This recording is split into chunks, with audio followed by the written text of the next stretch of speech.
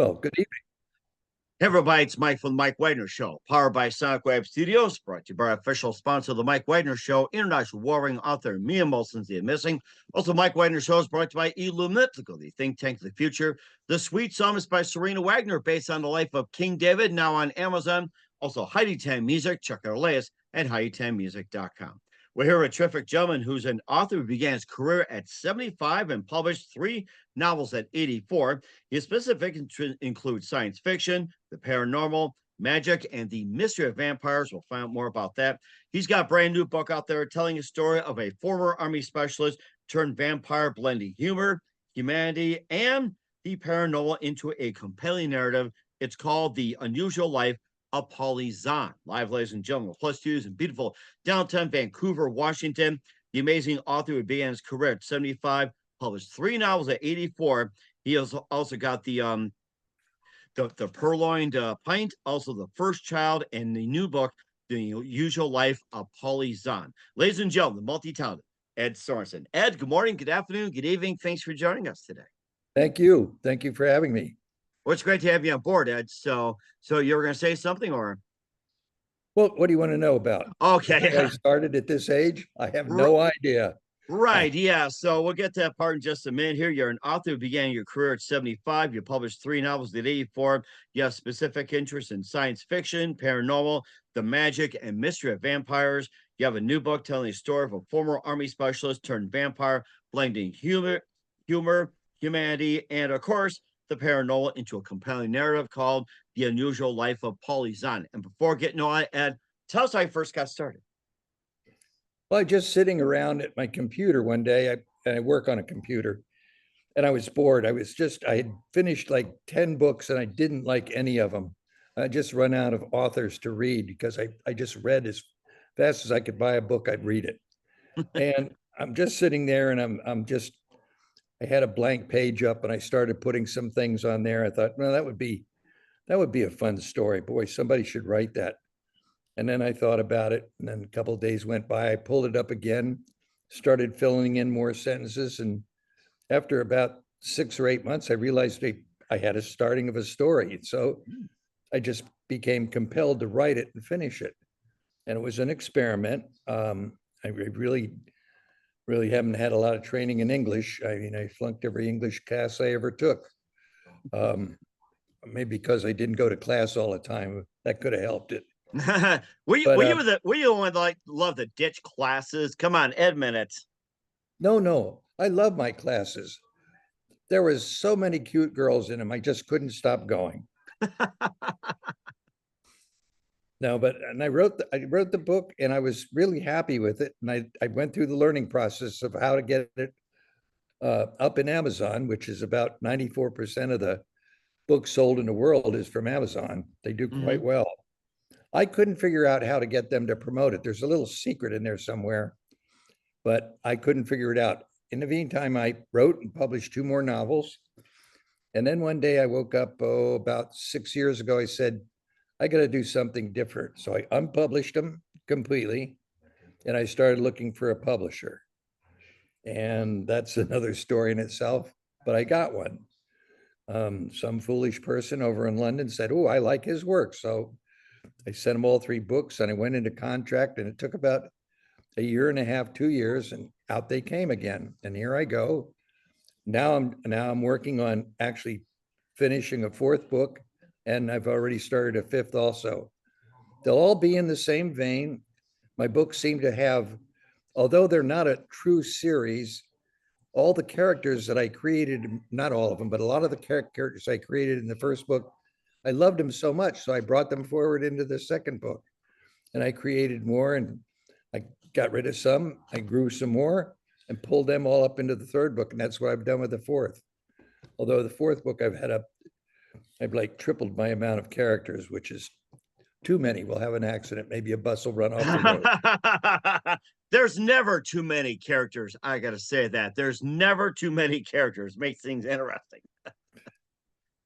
Well, that was one of the things I don't lay out a plot. I don't have a plot or what the story is going to be about. I just start writing it. So things just come into it as I go. Yeah, I mean, you can't plan on it.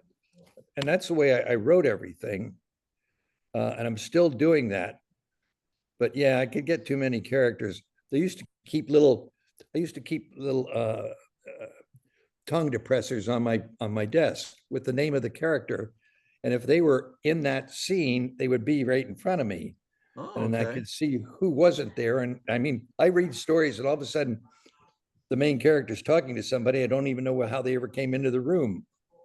A mystery appearance. And so last thing I wanted to do is leave some little crumb there for a critic say, aha, they had 5 people in the room and I know it only held 4. And that's the way these people, the reviews, boy, they can be brutal, especially if you have somebody going the wrong way on a one-way street. They'll pick it up. I don't care what city it's in. I'll say, oh no, that's goes the other way. And I had that happen. I go, lady, it's fiction. We don't care which way the one-way sign goes. We can go any Oh, way we want today. right, yes. It almost sounds like Clue in a sense too. It's like you never know who's going to disappear, what weapon, anything like that. That's what it sounds like. I remember I used to play Clue when I was young, and we bought one, and I'm looking at, I don't understand how to play this. What happened from my childhood? It's gone. We'll find it again next week. Oh, I'm sure you will. And what was that one exact precise moment that simply influenced you into what you do in the rest of your career? I think when I actually finished, even though I didn't do anything with it for a year, when I finished the first book, I used to just sit in my room in my little office with a smug look on my face and say, I really accomplished something. Now we got to take it out and get it published. Let the rest of the world enjoy my pleasures. Mm-hmm. And Uh, certainly as well too. And who are your favorite authors growing up? Asimov, uh, Adams, who wrote the encyclopedia of the universe, people like that. John Cleese. Um, I like how John Cleese had a special deal.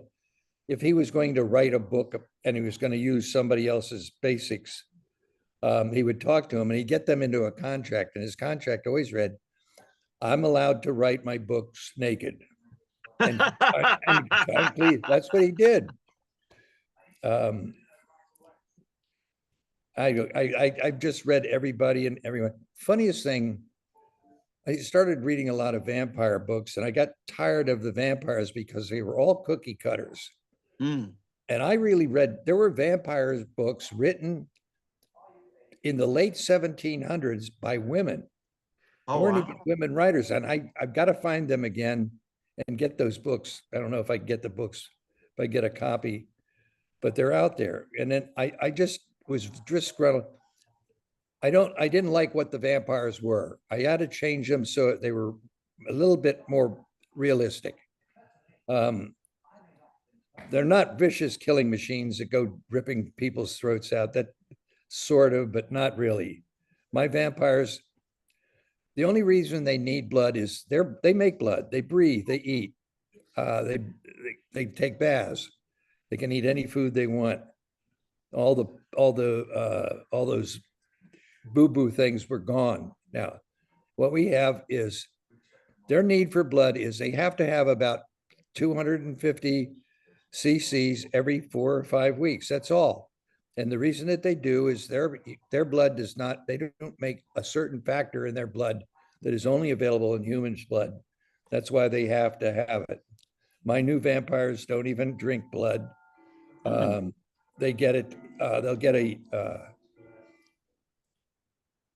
an infection. You know, when you transfusion, or they have this new thing where they extracted the element out of the blood and they dry freeze it into little capsules. All they have to Oh do is wow. eat a capsule every couple of weeks. That's where they're different. They're not vicious. They are stronger. That's because they lean body fat. They just get a lot of muscle. Um, People seem to think that they have very fast reflexes. Well, they do. And the reason that is, instead of when you have down here, you prick your finger, there's a little nerve there, sends a signal up a little bit, a couple inches away, and it resends it, resends it. It's all transmission points. When you turn into a vampire, it's just one continuous nerve right from the end of your finger to your brain. So your reaction is very, very fast. It's like a rattlesnake. Do you know a rattlesnake can bite you twice and be back on the coming back for the third strike before you can even react? And Interesting. it's the truth. I used to irritate. We lived in the country when we lived in California, and we'd have a lot of rattlesnakes in the backyard. I'd go out and I'd put them in a bag. I'd take them and drive them a couple miles away and turn them loose. It never bothered me. And I just thought, don't kill the rattlesnakes. They kill gophers. And we always had a lot of gophers. I had a gopher farm, yes. That's what it Oh, turned wow. into. I didn't know I was getting a gopher farm. Mm-hmm. I actually paid money for it.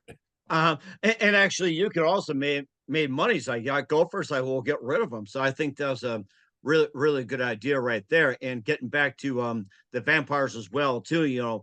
Taking in blood and everything else to survive.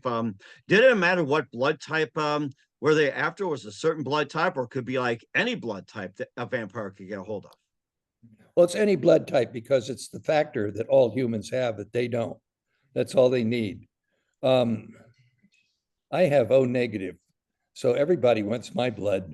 Oh, Hmm. you too? Same There you go. here, yeah, because I did I just want to go off top a little bit because we did a fifth grade study where it's like what's your blood type and everything like that. I figured I'd be in the A positive. Those maybe one or two people. Then you had A negative, I think B positive, B minus, and then you have O positive and O negative. And here's like this long list. I was down the very bottom of O negative. That's what specifically made me remember. It's like I was in the common group, but mentioned last. So that's how I remembered it. So, Yeah, they always want me to give blood. I've given many, many gallons over the years because it's O negative is a universal donor. Anybody can take that in. And O positive is a universal recipient.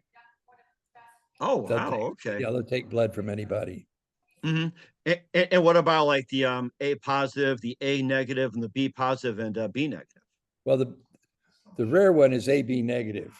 A B, that's it. AB negative is the rarest, and then the O negative, we're right on the bottom there. The AB negative is extremely important because people with AB markers, they have to have AB. They can't get the only other one that they can have O negative, but nothing else. And since O negative is rare, they're scraping the barrel if they're in trouble. All they can use plasma, but that's not everything that they need. Right. Yes. And I think that makes perfect sense as well, too. And we'll talk more about that with author Ed Sorensen. We'll get to the unusual life of Paulie Zahn. But first, you listen to the Mike Wagner Show at the MikeWagnerShow.com, powered by Sonic Web Studios. Visit online at SonicWebStudios.com for all your needs. Looking for a professional website without breaking your budget? Sonic Web Studios is the answer. Sonic Web Studios offers fast, affordable custom web designs that blow the competition away. Call today, 1-800-303-3960. That's 1-800-303-3960. Or email to support@sonicwebstudios.com. Mention the Mike Wagner Show. Get 20% off your first project. Sonic Web Studios. Take your image to the next level.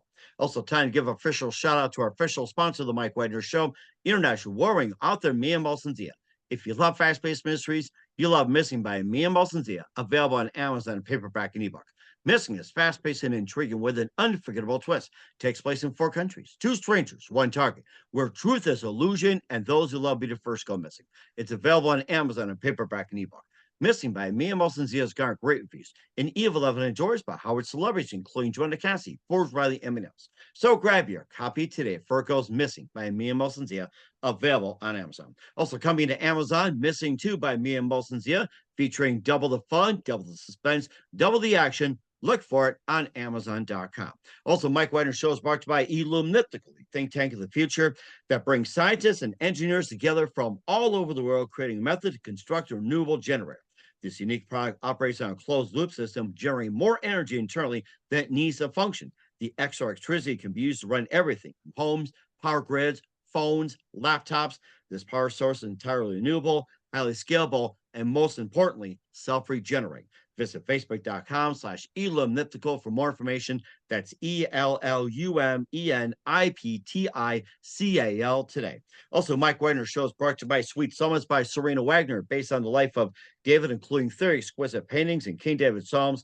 The Sweet Psalms gives a new perspective of David through the Psalms he wrote and his time as a shepherd, where it started, and his complicated yet turbulent relationship with King Saul. It's a story of love, betrayal, repentance, hope, and more. Check out The Sweet Psalmist by Serena Wagner on Amazon. Keywords, Serena Wagner, Sweet Psalmist. Also brought to you by High 10 Music, featuring the smash hit Baby Comeback and new music coming soon. Listen for the details at high10music.com. Also, check out The Mike Wagner Show at themikewagnershow.com. 40 podcast platforms, 100 countries. Take us with you on any mobile device. Make sure you subscribe on all the video platforms. And for more great gift ideas, go to amazon.com. Check out The Mike Wagner Show podcast, t-shirts, pop sockets, throw pillows, tote bags, hoodies. Makes great gifts 24/7. Go to amazon.com. Check out The Mike Wagner Show podcast. If you're interested, you can email to the Mike Wagner Show at gmail.com. Also, check out the Me and Molson Zia store on Amazon for great books, merchandise, and more. And support the Mike Wagner Show on Anchor FM, PayPal, and the MikeWagnerShow.com. We're here with the amazing author who began his career at 75, published 3 novels at 84, Ed Sorensen here on the Mike Wagner Show with the unusual life of Paulie Zahn. And before we get to that, we continue on vampires for a little bit. What first got you started on vampires? I don't know. It's because you read a lot of science fiction, and you're bound to end up getting into some of the vampire books. And then there's, of course, the really big vampire books like Twilight and things like that. I've read all the big authors, and some of them I've gone back and tried to reread, and they weren't as good the second time as they were the first. But a lot of them are still good. Twilight, there's an interesting thing. I've even gone all the way up to Forks to see the town, and there's nothing there.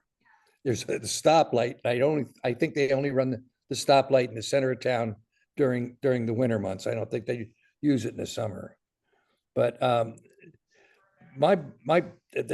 seen these multi-book series.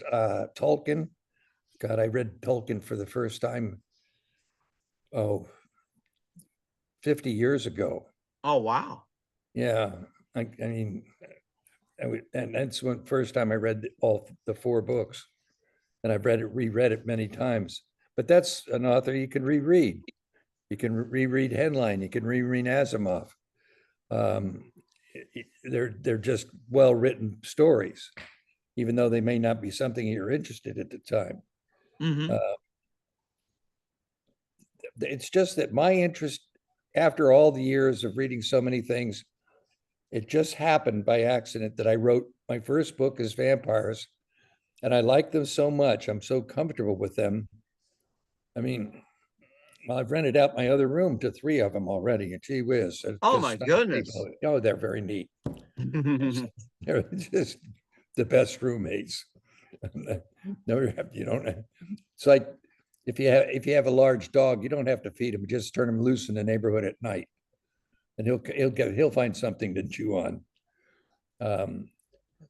But no, I just really I like my main characters. I just have so much fun with them, making them come to life, and they're actually enjoying life, and they're doing good in the world. You have to read the stories to see why. Because not all vampires are good. There are some bad ones, but there's not that many of them. Right. Mm-hmm. And they're very short supply. Well, they can't breed like they actually can breed. My vampires can breed either with another vampire or with a human, but all they'll get is a human birth. They won't get that's not how you make vampires. The only way to make a vampire is get some of the blood from a vampire without it touching the air into their system, and it'll initiate the change. There's a little thing in my books. There are no young vampires. A human being can't be turned into a vampire until they physically matured to adulthood, which is about 18 or 19 years old. Mm-hmm. So that's why my third book about the first child is that girl. It's a girl that's a lot younger than she could have been. She shouldn't have lived, but she did. And she's become a real favorite of mine because Hmm. she's really a real smart ass. Got a barrel of mouth on her. And of course, being a foster girl, running away, and attacked by vampires and becoming one herself. It's like, how do you like that? Well, that was pretty good. And she had all these adult friends because all of most vampires were adults already, are all adults. And she had an awful lot of mothers and fathers and brothers and sisters all of a sudden, and she was surrounded with them, and she grew into this very well. She adapted perfectly and really became quite famous in her own Hmm. right, And, even and though certainly, and certainly did as well too. You're talking about vampires with some of the authors, influences, and everything. The name that came to mind for me was Bram Stoker. And your thoughts on that? that was a long time ago. And I actually only have read half that book. I got more fun out of the young Dr. Frankenstein. Um, and she wasn't the first one. Like I said, I read some from that were written by women that were from before the 1800s. Uh, but Bram Stoker really started it off, had people thinking about this kind of a world, and it became a big thing, and it grew, and that actually was the standard for a vampire for many, many, many years. It wasn't until maybe in the last 25 that it sort of changed how they appear on movies. Although they do some of the regular stuff, all they still do it. Where all of a sudden, person the vampire will get cut, and he looks down, and while he's standing there in the subway, it gets it heals back together. That doesn't happen with mine. That's magic, and I don't have magic in my I don't have magic in my books yet. I probably will write a magic book because it's so close. Uh, but I enjoy my people. They're fun loving, and they sort of go around as a group. It's like Sawwell. It's the good guys are coming down the street when you see them coming, and they're Hmm. always impressive, especially when the four girls go out. Remember my vampire girls, of course, they're absolutely perfect, all between 5'11" and 6'2". How can you complain about that? Oh my gosh, there's no question about that. It's also came to mind too with the vampires are seeing in today's movies. Do you think they're true to form what the vampires were portrayed, or do you think they've really gone astray? Is it a good way or a bad way? How No, I vampires are think portrayed today? they push the movies and the stories to the point where they're not believable at all by any stretch. They're total fantasy. If you read my books and you after you get done, you think about it, you think the way I've constructed them, they could be real. And actually, I have a book that'll come out someday that shows that today, today, people can have parts of their body changed so that they could live virtually almost forever. That really has to do with a thing called the telomeres in the body. Hmm. There's been a long study about it, and I know that's the key. That's the key to longevity. The only problem is I'd have to take some of my chromosomes and DNA and manufacture an all new chromosome with a brand new telomere on the end. If I could do that and culture it, I could replace all my old worn out telomeres. It's like getting a retread, new spark plugs, off I go, change of oil, and I'm going. That sounds interesting. Who needs the electric car? We can do all that. And of That's course, right. yep. One day I'll get one of those, maybe. Yep, maybe.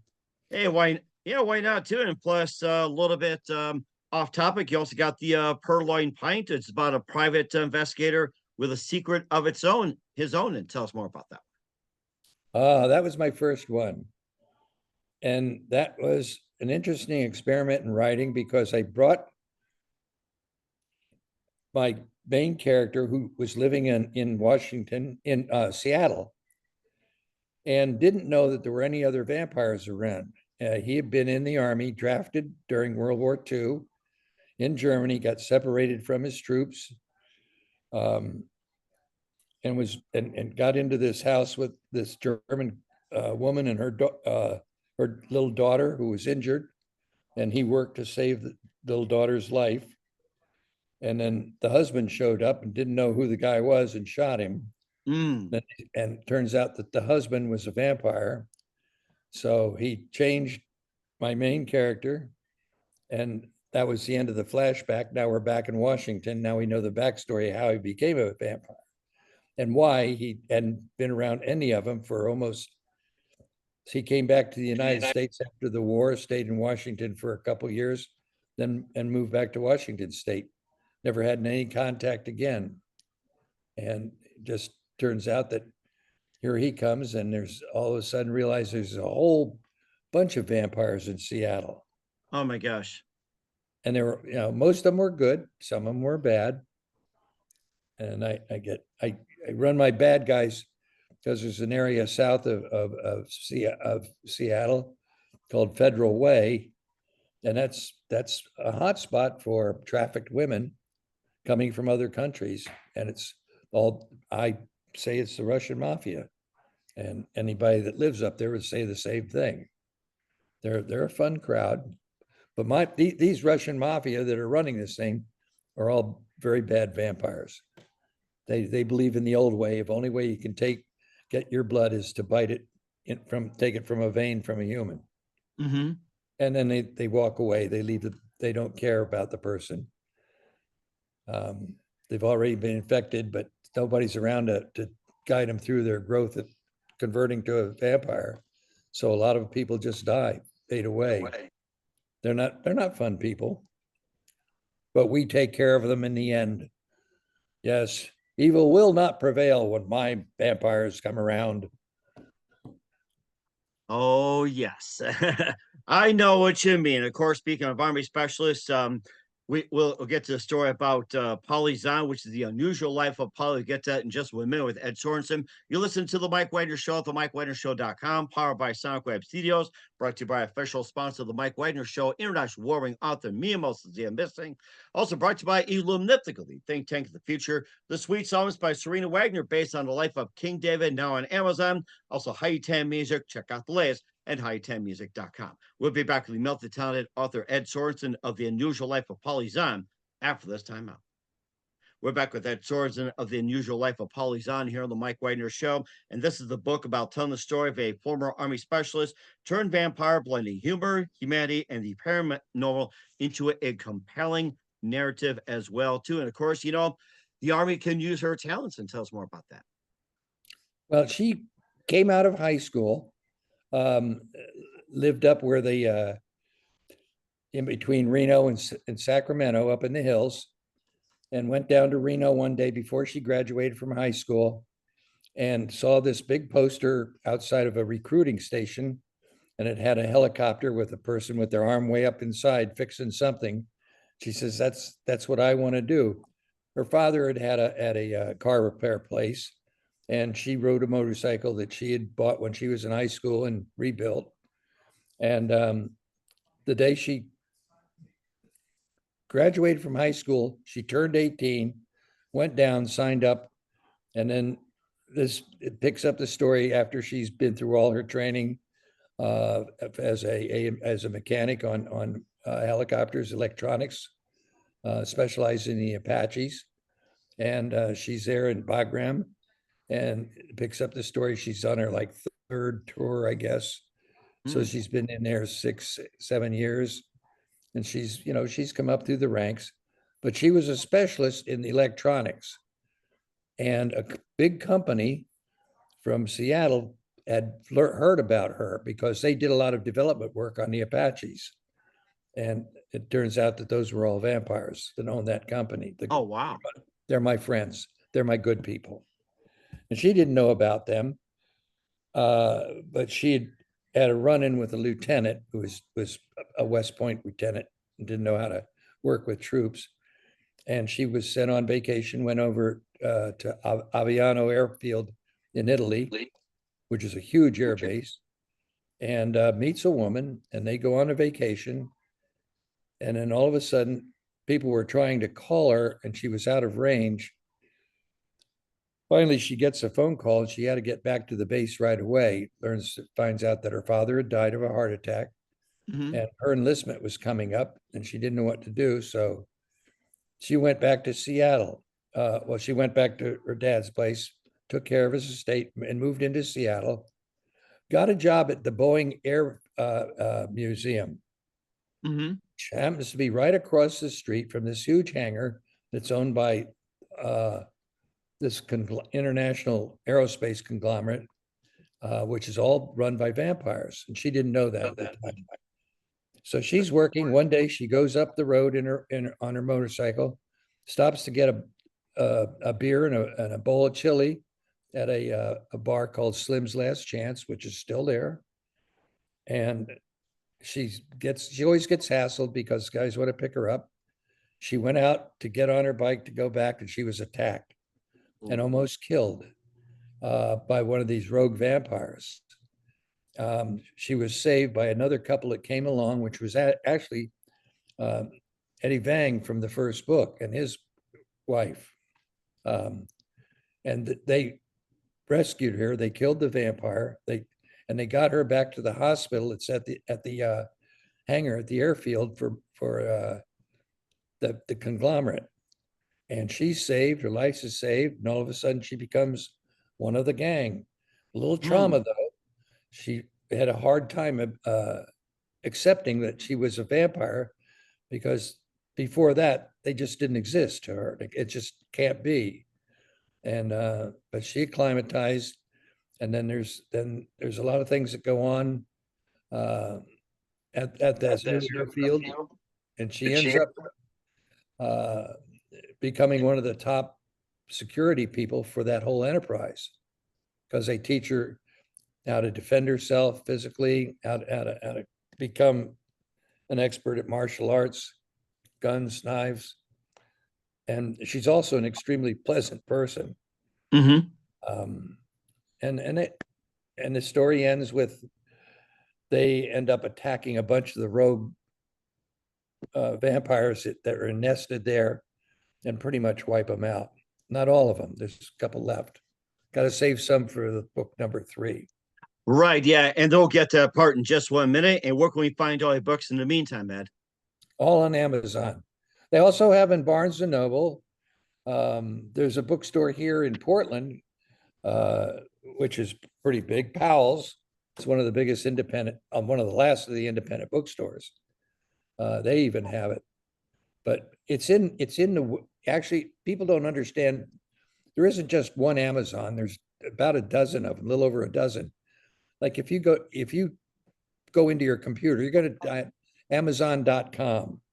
You can also go to the same thing by going to Amazon.us. But if you put in Amazon.dk, that's everything comes up in German because it's in Germany. Huh. Except my books are there, but there's a disclaimer saying that they're only available in English. Hmm. You know, be surprised that, so many people around the world read English quite well.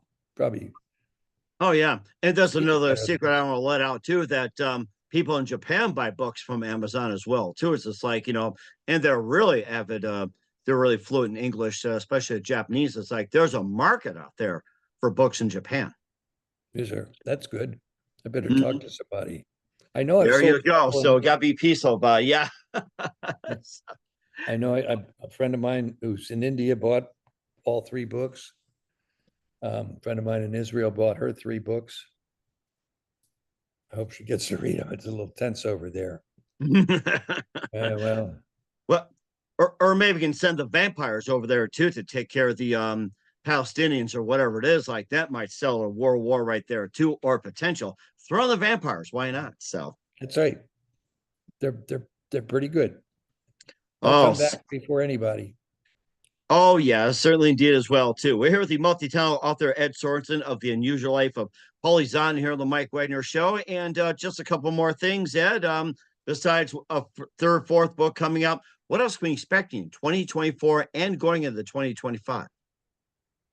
Well, the next book will not be out until 2025, probably in March. Trying to space them out. I see people, a lot of the people that write, 50 books a month or 50 books a year, I don't know how they can do it. I've read about Danielle Steele, and she writes all her own stuff, and I find that hard to believe. I mean, she cranks out so many books. I know my wife reads them all. I never read one. Uh, hmm And, it's and of okay. course, and of course, Stephen King too. Maybe like not 50, but 51 or 52. I mean, he cranks more frequent too. Yeah, I I don't know. I picked up a couple new authors that write uh, fiction, paranormal. Some new ones that I go, wow, where have I been? These are really good writers, hmm and actually, they've turned out to be some of the nicest people. I wrote them, and they responded, and we've gone back and forth a couple times. They don't have any need to talk to me. They are on the bestseller list.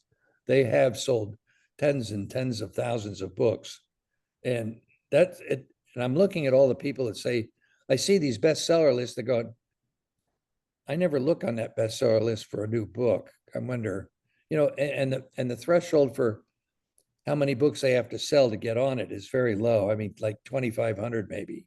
All of a sudden, it's a bestseller. Not bad. Well, I'd like to get. I just said, I want to see 100,000 books sold next year. Okay. And Well, can we work on that?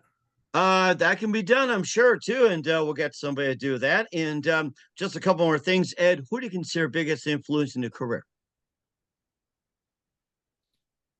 Oh wow, guy named Charles Scully, Captain Charles Scully. Amazing man. I went to his summer camp in East Otis, Massachusetts. He owned this whole lake with all the land around it. He only had 50 kids every summer. And his big thing was water safety. Captain Scully had traveled the world. He was really good friends with Walt Disney. He Okay. had been, actually he had learned surfing from King Kamana, the big surfer. But before there were solid solid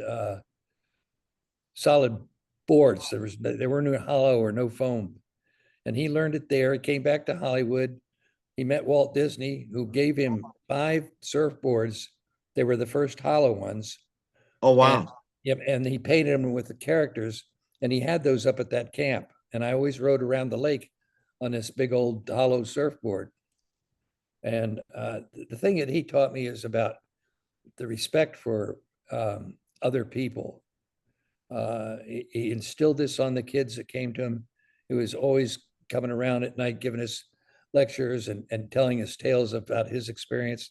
He was the first stuntman to go in a car convertible and reach up and grab onto an airplane and climb up into the airplane. He was the first one that did that stunt. He started the water safety thing with the American Red Cross. Hmm. It's bad. I remember he came to my house once in Connecticut, and he had 2 German Shepherds with him. What are you doing with them? He says, well, he's also involved in the seeing eye dog thing. Okay.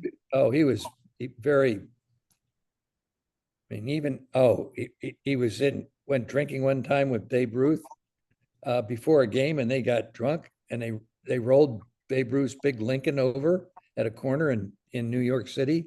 And the police came, and Babe. So they all jumped in. They took him right over to the field so he could play ball. That's the guy that influenced a lot of my life. It taught me how to respect a lot of people that I just hadn't paid any attention to before that. Oh my gosh, that's so interesting. I wish Babe was here to do all that stuff we could learn. So, and lastly, what's the best advice you can give to anybody at this point? The biggest thing is if you have this urge to think you're going to write a book, just do it. Just take a piece of paper and start putting things down on it. Best with a computer because then you can store it away. You can pull it out again and work it. And don't try and write something, just write something. And after you, all of a sudden, one day you'll have 20, 30, 50 pages and you go back and you look at it and you read, well, this is messed up, but there's a story here. I think I can work on this and let me just keep trying. And that's Mm. all. I mean, I don't know a noun from a verb. Don't talk to me about English grammar. I remember when they used to make me tie and diagram of sentences. I draw little clown figures and go sit down. I was not the favorite of my teachers. Well, that's where class clown comes in as well. To you draw a clown and they say class clown. That's where it comes in, really. So Right. I know I've arrived when I get the title. there you go. There you go. I think that's a great thing too, Ed. You get some great advice. We're at the multi-talented Ed Sorensen of The Unusual Life of Paulie Zahn here on the Mike Wagner Show. Ed, a very big thank you for your time. You've been absolutely fantastic. Looking forward to having you again soon. Keep us up to Thank you. date. Keep in touch. We'd love to have you back. And once again, what's your website? How do people contact you? Where can people purchase or check out the book? Tell you that now? Yep.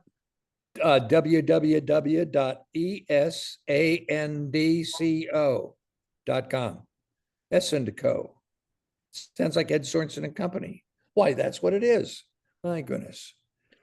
That's my website, and it has a contact there. And the books are always available on Amazon, no matter what happens. Whether I keep this publisher or bring it back in-house, because some of the authors that have done very good success say we gave up having other people handling it. We decided we're better off doing it ourselves.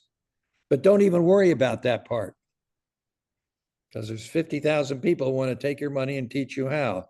But if you mark my website and you want to write something, you drop me a line, and if you're ready and you want to do it, I can take you through it. I will be glad to. Okay, that's great. And what's the website again?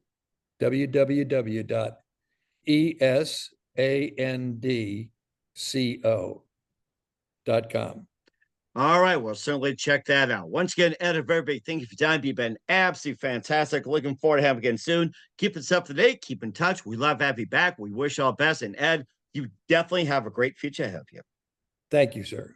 Take care.